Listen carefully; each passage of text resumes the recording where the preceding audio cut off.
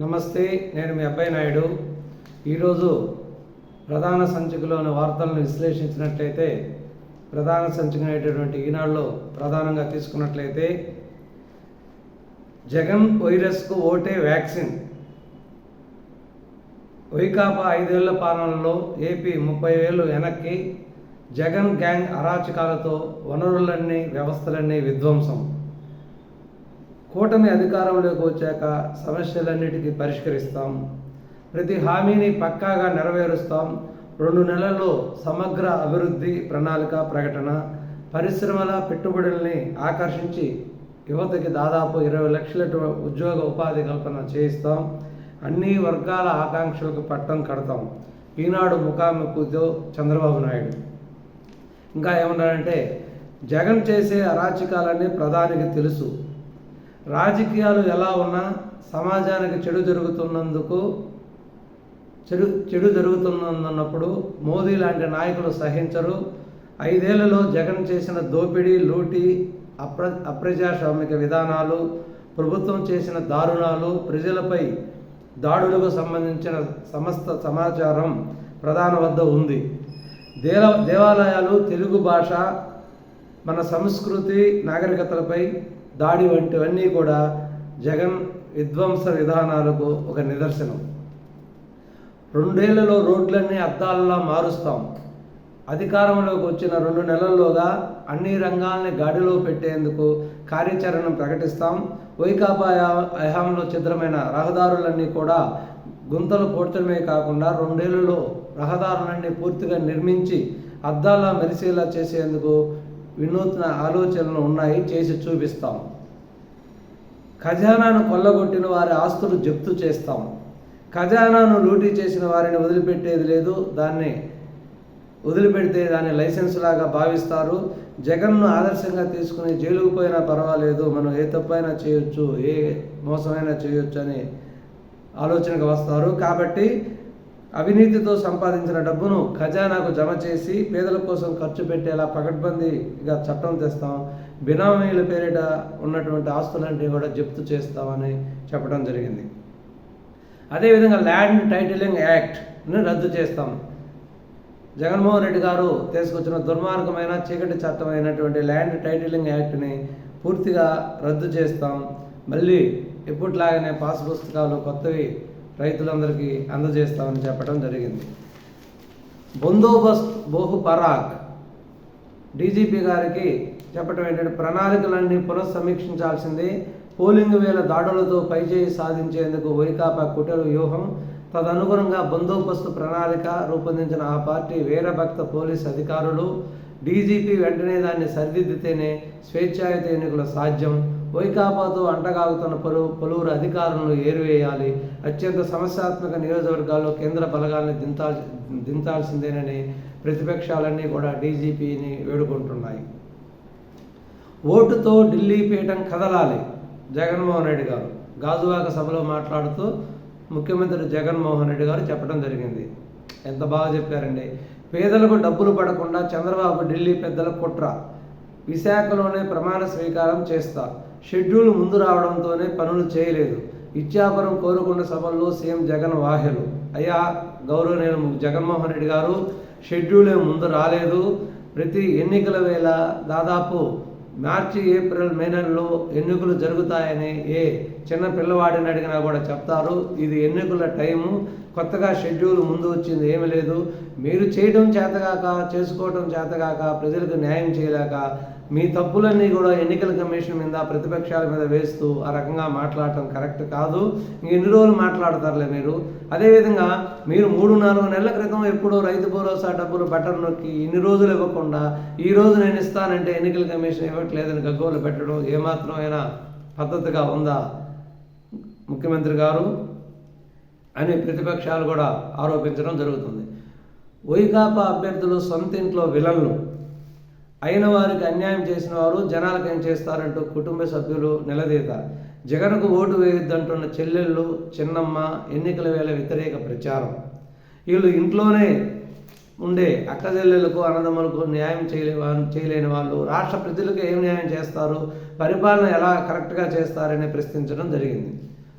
మూడో దశలో 64.58% పోలింగ్. బెంగాల్ మినహా అంతటా ప్రశాంతమే. ఓటేసిన ప్రధాని మోడీ, అమిత్ షా. అస్సాంలో అత్యధికంగా, యూపీలో అత్యల్పంగా ఓటింగ్. సొంత వారికే వంత. కొందరి కబంధ హస్తాల్లోనే రాష్ట్ర ప్రభుత్వ పాలన. తన వర్గానికి చెందిన వారికే జగన్ పెద్దపేట. అనూహ్య వర్షాలతో అతలాకుతలం. అత్యధికంగా వేమగిరిలో 12.4 సెంటీమీటర్ల వర్షపాతం.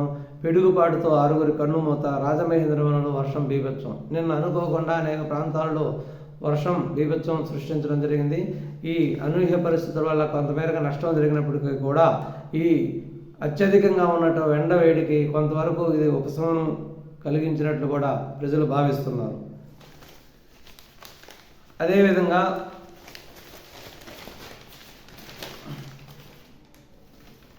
తండ్రి బిడ్డలను దూరం చేసిన అంబటి రాంబాబు అసలు మనిషేనా? చివరి కోరికగా నా తండ్రి మనవడు మనవరాలను చూడాలన్నా కూడా పంపలేదు. అంబటి అల్లుడు డాక్టర్ గౌతమ్ వ్యాఖ్యలు. గౌతమ్ అనే అంబటి రాంబాబు అల్లుడు రాంబాబు గారి మీద మరో వీడియో పెట్టడం జరిగింది. అదేంటంటే, నా తండ్రి చావు బ్రతుకుల మధ్య ఉన్నా కూడా నా కొడుకు కూతురు పిల్లల్ని నా దగ్గరికి పంపించలేదు. మా తండ్రి చివరి కోరిక కూడా నెరవేర్చలేదు. అంత దుర్మార్గమైన నీచుడు మా మామ అంబటి రాంబాబు అని చెప్పడం జరిగింది. అదేవిధంగా నా పిల్లల్ని నేను అతను ఇంటికి పోయి ఈరోజు తీసుకొస్తాను, ఎవరు అడ్డు వస్తారో చూద్దామనేది ఒక ఛాలెంజ్ వేసినట్టు కూడా జరిగింది. అంత అవసరం ఏమిటో చెప్పమనండి. రాష్ట్ర ప్రభుత్వం విజ్ఞప్తి చేస్తే తగిన నిర్ణయం తీసుకుంటాం. పెట్టుబడి రాయితీ విద్యా దీవెన నిధులపై హైకోర్టుకి ఈసీ నివేదన. అంటే జగన్మోహన్ రెడ్డి గారు ఇన్ని రోజులు వారు ఏం చేశారో ఇప్పుడు ఎలక్షన్ టైం దగ్గరికి వచ్చినప్పుడు నేను ఆ పథకాలు ఈ పథకాలు డబ్బులు వేయాలి అంటే యాక్చువల్గా ఆ ఖజానాలో డబ్బు ఉండి కాదు. అంటే ఆ నిందని ప్రతిపక్షాల మీద ఎలక్షన్ కమిషన్ మీద వేయటానికి ఖజానాలో ఉన్న డబ్బుల్ని సొంత కాంట్రాక్టులకి అనుకూలమైన కాంట్రాక్టులకి ఇచ్చుకొని ఆ డబ్బులు ఆ పథకాలు ఇవ్వకుండా ఆగిపోయి ఇప్పుడు నేను ఈ పథకాలకు డబ్బులు ఇస్తానంటే ఎలక్షన్ కమిషన్ ఆపేస్తుంది, ప్రతిపక్షాలు ఎలక్షన్ కమిషన్ ద్వారా ఆపేస్తున్నారనేది గగ్గోలు పెడుతున్నారు. దాన్ని హైకోర్టు ఎలక్షన్ కమిషన్ అడగగా హైకోర్టుకి ఏం చెప్పారంటే ఎలక్షన్ కమిషన్ అంత అత్యవసరము అంత అర్జెంట్ ఏంటో చెప్తే మేము దాన్ని పరిశీలిస్తాము, మాకు అప్లై చేస్తే మేము పరిశీలిస్తామని చెప్పడం జరిగింది. పథకాలు ఆపాలని ఎన్నికల సంఘం చెప్పలేదు. 5 నుంచి 10 రోజులు మాత్రమే వేచి ఉండాలని చెప్పడం జరిగింది. CEO ముఖేష్ కుమార్ మీనా. పథకాలు ఆపాలని మేము చెప్పలేదు, కాకపోతే ఇంకొక 4-5 రోజులు అంటే 5 నుంచి 10 రోజులు మాత్రమే ఆపి తర్వాత ఈ పథకాలు కొనసాగించుకోవాలని చెప్పాము.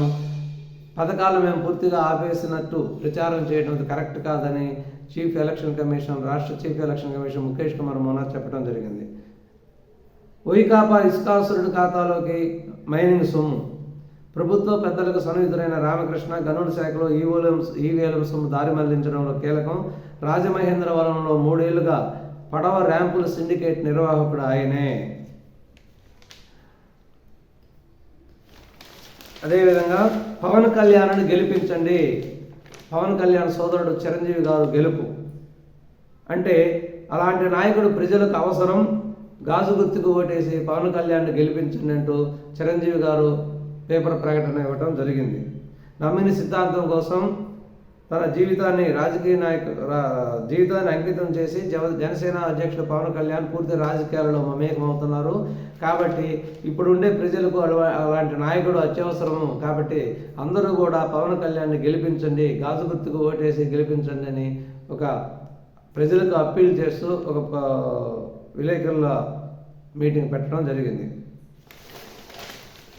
వైకాపా మంత్రి పెద్దిరెడ్డి వీర విధేయులపై వేటు. పలమనేరు DSP మహేశ్వర్ రెడ్డి, సదుము SI మారుతీలపై ఈసీ కొరడా. నిన్నగాక మొన్న DIG అమ్మిరెడ్డిని ట్రాన్స్ఫర్ చేయడం, రాయలసీమ DIG అమ్మిరెడ్డిని ట్రాన్స్ఫర్ చేయడం జరిగింది. ఎందుకంటే పెద్దిరెడ్డి రామచంద్రారెడ్డికి వంతపడుతూ తెలుగుదేశం కార్యకర్తలపై దౌర్జన్యాలు చూపిస్తూ దాడులు చేస్తున్నా కూడా వైకాపా నాయకులను ఆపకుండా వాళ్ళ మీద కేసులు పెట్టకుండా తిరిగి తెలుగుదేశం పార్టీ కార్యకర్తలపైన కేసులు పెడుతూ పూర్తిగా పెద్దిరెడ్డికి బొడుగులు ఎత్తుతూ అతను చెప్పిందే వేదంగా పాటిస్తూ ఉన్నటువంటి ఈ DSP మహేష్ రెడ్డి గారిని మరి SI మారుతి గారిని ఈరోజు ట్రాన్స్ఫర్ చేయడం జరిగింది. ఇదే విధంగా ఎన్నికల కమిషన్ అనేది నిష్పక్షపాతంగా కొందరు అధికారులు ఇంకా తగు చర్యలు తీసుకునే కొందరు అధికారుల మీద రాబో సార్వత్రిక ఎన్నికలు ఎటువంటి అవాంఛనీయ సంఘటనలు చోటు చేసుకోకుండా నిక్కచ్చిగా ప్రజాస్వామ్యబద్ధంగా జరిగేటట్లు ఎలక్షన్ కమిషన్ తోడ్పడవలసిందిగా మేము కోరుచున్నాము. అదేవిధంగా రాబో సార్వత్రిక ఎన్నికల్లో ప్రజలు ఈ దౌర్జన్యాలను దుర్మార్గాన్ని అర్థం చేసుకొని మంచి ప్రభుత్వాన్ని ఎన్నుకోవాల్సిందిగా, ఈ దుర్మార్గపు ప్రభుత్వాన్ని ఇంటికి పంపించవలసిందిగా కోరుకుంటున్నాను. దయచేసి ఈ వీడియోను లైక్ చేసి, షేర్ చేసి మరియు సబ్స్క్రైబ్ చేసుకోండి. ధన్యవాదాలు.